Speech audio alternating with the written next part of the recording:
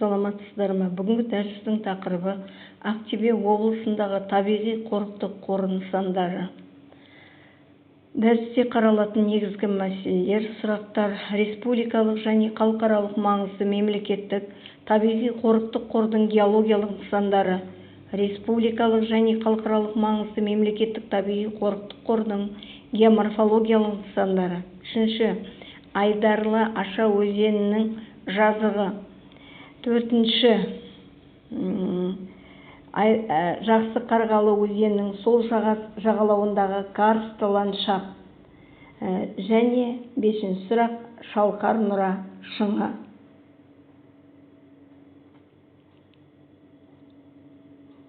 Өздеріңізге белгілі, Ақтөбе облысы физикалық, географиялық жағынан басқа аймақтарға қарағанда өзіндік ерекшелігі бар аймақ болып табылады. Оны атап айтатын болсақ, біріншіден, яғни облыс аумағының сейсмикалық салыстырмалы түрде тұрақты болып келуі, жер бедерінің басым бөлігінің үстіртті, жазықты болуы, Евразия құрлығының ішкі ауданында орналасқандықтан климаттық жағдай қатаң, шұғыл континенті болып келетіндігі. Төртіншіден, аумақтың дала және шөлейт табиғат белдеулерінде орналасқандығы. Келесі, кен байлықтарының дүниежүзілік және жергілікті жер масштабындағы мол қорларының болуы. Облыстың оңтүстік бөлігіндегі гидрографиялық желісінің өте нашар дамуы. Келесі, облыстың Ресей, Өзбекстан республикалық облыстарменен және еліміздің өнеркәсіпті облыстарменен шектес орналасқандығы. Ал геологиялық тұрғыдан сипаттама беретін болсақ, Ақтөбе облысы үш ірі географиялық құрылымдардың Орыс платформасы, Орал қатпарлы жүйесі және Тұран ойпатының қиылысында орналасқан бірден-бір геологиялық тілік болып табылады. Және де геологиялық тіліктер органикалық әлемнің тасқа айналған қалдықтары бойынша жер қыртысының ұзақ уақыт даму жағдайлары мен процестерін көрсететін өткен геологиялық дәуірлердің негізгі құжаттары болып табылады. Облыста өңірдің қалыптасу кезеңдерін және оның жер қойнауы байлығын зерттеу үшін ерекше маңызға ие флора мен фаунаның жақсы сақталынған қалдықтары бар бірегей табиғи геологиялық тіліктерге ие. Қазақстан Республикасы үкіметінің 2006 жылғы 28 қыркүйектегі нөмірі 932 мемлекеттік табиғи қорықтық қор объектілерінің тізбесін бекіту туралы қаулысына сәйкес Ақтөбе облысы аумағындағы республикалық маңызды мемлекеттік табиғи қорықтық қорға ерекше экологиялық, ғылыми, тарихи, мәдени және рекреациялық құндылықты көрсететін жер қойнау учаскалары, атап айтқанда бірегей табиғи су нысандары, геологиялық нысандары, геоморфологиялық нысандары кіреді. Оларға жеке тоқталатын болсақ, бірінші, яғни Әулие алқабы. Әулие алқабы Ембі қаласынан шығысқа қарай 20-30 км жердегі Әулие жылғасының аңғарындағы жоғары Девон үзілістерінің жалаңаштануы. Келесі, Тік-бұтақ бұлағындағы полигон және кейінгі бор жасындағы өсімдіктер мен жануарлар қалдықтарының мол орналасқан орны. Тік-бұлақ жылғасының оң жағалауында орналасқан ертедегі өсімдіктер жапырақтарының таңбасынан басқа қазында акулалардың көптеген істері кездеседі. Бұл нысан кәсіби геологиялық, палеонтологиялық зерттеулер үшін қызығушылық туғызады. Келесі, Ақтасты өзеніндегі төменгі Пермь жасындағы цефалопод қалдықтарының мол орналасқан орны. Ақтасты өзенінен шығысқа қарай 2 км жердегі Жаман Қарғалы өзенінің оң жағында орналасқан, ұзындығы шамамен 2 км шамасында. Тілдік құмдықтардың алевриттермен және аргириттермен қабаттасып түсуменен сипатталады. Ақтөбе қаласынан шығысқа қарай Ақтасты рифінің төменгі ферм жасындағы су балдырларының рифтік ақтастары орналасқан. Бұл риф ақтастарының денесі меридиандағы Ақтасты өзенінің субендікті бағытының ауысу учаскесінде орналасқан. Мұнда өзен рифі денесін екі солтүстік және оңтүстікке бөледі. Қазіргі уақытта риф денесінің солтүстік, шығыс және батыс бөліктері сақталған. Ал оңтүстік бөлігі құрылыс материалдардың карьері ретінде пайдаланылады. Карьерде негізінен құрылыс материалдары бағытында негізгі тау жыныстары қолданылады. Келесі Бөртебай бұлағындағы әктасты тереген қабаты. Девон менен карбон арасындағы шекаралас қабаттардың аса толық қимасының бірі. Астракоттар, фораминиферлер, канадонттар болатын әктасты терегенді қат-қабат Шалқар ауданы Біршоғыр станциясынан солтүстік-шығысқа қарай 12 км жердегі Шуылдақ өзенінің оң саласындағы Бөртебай жылғасының аңғарында орналасқан. Келесі Жаманшы тау алқабындағы кратер. Енді бұл объектіге мен толық тоқталмаймын, себебі қазіргі осы тақырып бойынша студенттердің хабарламасы бар, сол хабарламаны тыңдаймыз. Қызылтөбе жотасындағы олигоценді жасындағы өсімдіктердің таңбалары. Батыс Мұғалжар маңындағы Құндызды өзенінің сол жағасындағы темір құмдақтар мен алевролиттердегі олигоцендік жастағы өсімдіктер таңбаларының бай орны. Келесі Жалғызтау палеожанартауы. Бұл Шалқар ауданында Мұғалжардың оңтүстігіндегі Майлы-Аша өзенінің жоғарғы сағасында орналасқан вулканизмнің арал типтес шлактық конус қалдықтары бар андезитативтердің ірі, жақсы сақталынған экструдивті құрылымы. Келесі Көкжиде құмы. Темір өзенінің ендік бойымен оңтүстікке қарай Жем өзенінің оң жағында Темір ауданында орналасқан тұщы судың бірегей резервуары. Көкжиде жерасты тұщы суларының кен орны. Геологиялық құрылымда бор, төрттік және осы заманғы түзілістер қатысқан. Жерасты суларының минералдануы да жоғары деңгейде. Судың толығуы кезінде және атмосфералық алының су тасқыны кезінде су тасқыны сүзгіленуі және борлы түсетін жерасты суларының ағып келу қосылуы есебінен болады. Оңтүстік Ақтолағай үстірті. Кампан, Мастрихт, Эоцен түзілістерінің тіректі стратиграфиялық тілігі. Байғанин ауданы аумағындағы Ақтолағай қыратында орналасқан. Оңтүстік Жамантау кен өндірісі. Жер бетіне шығып жатқан және оңтүстік Жамантау тауының басына үйілген Шалқар ауданы оңтүстік Жамантау тауларындағы бірегей мыс карьерлері бар мыс магнетитті рудалардың шоғырлары. Келесі Әлімбет өзеніндегі серпентиндік меланж. Әлімбет өзенінің оң жағасын бойлай орналасқан субендікті қыраттардың оңтүстік жартастарындағы жалаңаштанған геоморфологиялық жоспардағы ордалық селюлалық кезеңдегі жыныстардың ашылуы болып табылады. Келесі Дамбар қырқасындағы ерте карбондық аммоноидтардың жиналған жері. Ақтөбе қаласынан солтүстік-шығысқа қарай 55 км жердегі Дамбар және Алабайтал өзендерінің аралығындағы Дамбар өзенінің ортағысындағы төменгі карбонның әктастардағы аммониттердің бірегей және бай орны болып табылады. Келесі Боқтықарын тұзды күмбезі, төменгі жоғарғы Мастрихт шекарасы деді.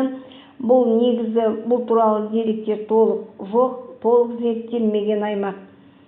Шуылдақ палеожанартау ауданы. Бұл Шалқар ауданы, Арыстанбай, Дөңгелек, Ақтоғай қыстаулары, Ысқақ жайлау ауданындағы Шуылдақ өзен аңғарындағы Мұғалжардың оңтүстік-шығыс бөлігіндегі палеовулканды құрылыстар үзіндісі болып табылады. Міне бұл қысқаша республикадық және халықаралық маңызды табиғи қорықтық қордың геологиялық нысандары болып табылады. Олардың кейбіреуіне біздер практикалық сабақта және сонымен қатар дәрістің барысында жекеше хабарлама түрінде студенттермен өзара байланыста талқылаймыз. Келесі, геоморфологиялық қандай объектілер бар? Геоморфологиялық объектілер бұлар Айдарлы Аша өзенінің жазығы, Жақсы Қарғалы өзенінің сол жағалауындағы карстық ландшафт және сүтқоректілердің сүйек қалдықтары сақталған Шалқар Нұра жартасы болып табылады. Солардың ішінде бірінші Айдарлы Аша өзенінің жазығы, тас көмір және перм жүйесі шекарасының тірек қимасы, аммоноидтар, фузулиниттер, конодонттар фаунасының орналасқан жері, қима Новороссийск селосының батысқа қарай 10 км жердегі Айдарлы Аша өзенінің оң жақ құлама жағасында орналасқан органикалық қазба қалдықтарының бірегей орны. Ол қимада біркелкі бөлінбеген. Қиманың оңтүстік бөлігінде фузулиниттер мен конодонттар басым таралған. Аммоноидеялар сирек. Қиманың жалпы қуаты 988 метр болып табылады. Дүниежүзілік маңызы бар Айдарлы Аша геологиялық ескерткіші Ақжар ауылының маңында орналасқан, көлемі 3 гектар, көлденегі 200 метр, ұзындығы 1,5 километр. Айдарлы Аша үлкен сайдың шығыс жақ бетінде созылып жатқан екіге бөліп көрсететін айдар сынды. Оны екіге бөліп тұр. Аша тауы осы екі өзекке қатысты болса керек. Айдарлы Ашадағы ерекшеліктер зерттеу арқылы жер қыртысының әр кезеңдеріндегі өзгерістерін, Арал, Каспий маңы, Батыс Қазақстан өңірінің кен байлықтарын, олардың мөлшері мен тереңдігі секілді мәліметтерді анықтауға болады. 1996 жылы Қытайда өткен дүниежүзі ғалымдарының халықаралық геологиялық конгресінде осы қырқада жатқан Айдарлы Аша қимасы бұдан 10 миллиондаған жылдар бұрынғы карбон және перм дәуірлердің ізін сақтаған орын ретінде атап өтіліп, әлемде теңдесі жоқ табиғи ескерткіш деп бағаланып, халықаралық геологиялық планетааралық ескерткіштер қатарына қосылыпты. Әрі қарай геологиялық құрамына тоқталатын болсақ, жоғарыда айтып кеттік жаңа фузулиниттер. Бұлар фора-аминиферлер жойылған түрлері, солардың жойылған түрі тас көмір және перм кезеңдерінде өмір сүрген. Тас көмір және перм үзілістерінің стратиграфиялары үшін ерекше маңызы бар. Келесі конодонттар. Бұл жануарлардың қазба қалдықтары, олардың тұрақты қатыстылығы анықталған жоқ. Кембрийден триасты қосалғанға шейінгі түзілістерде белгілі стратиграфиялық палеозойлық түзілістер үшін маңызды болып табылады. Келесі аммоноидеялар құрып кеткен бас аяқты моллюскілердің қосымша тобына жататын аммониттер. Барлық жер шары бойынша Девоннан Бордың аяғына дейін белгілі. 1500-ге жуық түрі белгілі. Келесі Жақсы Қарғалы өзенінің сол жағалауындағы карстық ландшафт. Ақтөбе қаласынан солтүстік-шығысқа қарай 30 км жерде орналасқан, көлемі бірнеше гектар. Карстық жер бедері төменгі пермнің күңгір жүк қабатының гипс қатқабаттарының дамыған саласында таралған. Жақсы Қарғалы өзенінің сол жағалауындағы карстық ландшафтың аймақтарын 3 топқа бөледі. Жүк қабаттар: бірінші теңіз жағасының сульфатты карбонатты терегенді аймақтары, екінші сульфатты терегенді галогенді аймақтар, үшінші теңіз галогені басым фациалды түрлі аймақтар. Келесі ерекше маңызды геоморфологиялық аймақтың бірі Шалқар Нұра шыңы. Сүтқоректілердің сүйектері қалдықтарының орны бар Шалқар Нұра шыңы Ырғыз ауданындағы Шалқар теңіз сорының солтүстік ернеуі. Бұл олигоцен жасындағы ертедегі мүйіз тұмсық, индрикотерийлердің, сол сияқты басқа да сүтқоректілердің сүйектері қалдықтарының орны. Шалқар нұры қабаттарының құрамы төмендегідей. Бірінші төменгі қабаты ол алевритті құмдақ қабаттар, ортаңғысы сүйек қалдықтар бар сазды карбонатты қабаттар және жоғарғысы құмдақты қабаттар болып табылады. Сүйек қалдықтары бар индрикотерий свитосының сазды карбонатты ішік қабаты ырғақты қабаттар құрылысына ие. Индрикотерлік фаунаның сүйектерінен басқа тығыз емес бақалшақты әктастардың линзалары, сол сияқты жапырақтар таңбалары бар көмір қабаттары байқалады. Енді бұл қабатқа байланысты кейбір деректі біз өткенде Торғай ырғыз резерваты туралы материалдарда айтып кеткен болатынбыз. Неліктен бұл қабаттың бұл аймақтың ерекшелігі неде? 1913 жылы Шалқар нұра үстіртінің етегінен әлемде теңдесі жоқ өсімдікпен қоректенетін сүтқоректілердің алыбы мүйіз тұмсық тұқымдасына жататын, бірақ мүйізі жоқ 3 тұяқты, биіктігі 7 метр, ұзындығы 8 метрге жететін алып хайуанның бірнеше дарағының сүйек қаңқалары табылған. 1922 жылы маусым айында Петроградта өткен бірінші бүкілресейлік геологиялық съезде профессор Борисяк бұрын беймәлім болып келген әлемде теңдесі жоқ индрикотерий атауы берілген алып хайуанат қаңқасын көрсетті. Қазіргі таңда бұл қаңқа Москвада ғылым академиясының палеонтологиялық мұражайында сақтаулы және Алматы қаласында Шоқан Уәлиханов атындағы тарих және этнология институтында бұл мұражайда соның көшірмесі орналасқан. Және сонымен қатар бұл деректерге қосымша итастар туралы деректі айтуға болады. Итас ғалымдардың пайымдауынша ертеде Ақтөбе өңірдің жерін 2 рет жойқын су басқан. Ең соңғы рет 50 миллион жыл бұрын осы жердегі Телегей теңіз ұзақ тұрып қалып, қайтқан соң сол аймақтардағы жер бедердің өзгеруіне алып келді. Соның салдарынан Байғанин, Хабда, Ойыл, Мұғалжар, Хромтау аудандарына жойқын су мен күшті желдің әсерінен пайда болған табиғаттың ескерткіштері қалған. Әсіресе бор дәуірінен тасқа айналған итастың бүгінгі биіктігі 10-15 метр, шеңбері 20-25 метр болып табылады.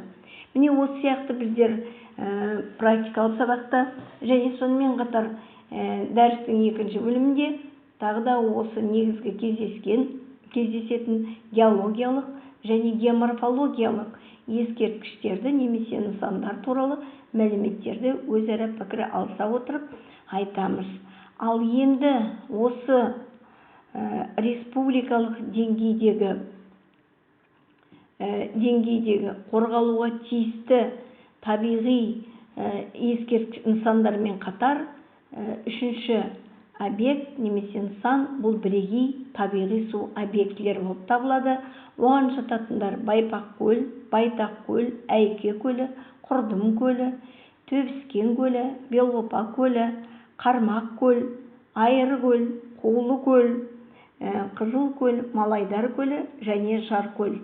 Бұларда негізінен сулы батпақты, бұл көлдерде сулы батпақты жерде жүзетін су құстары және басқа да құстардың түрлері жиі кездеседі.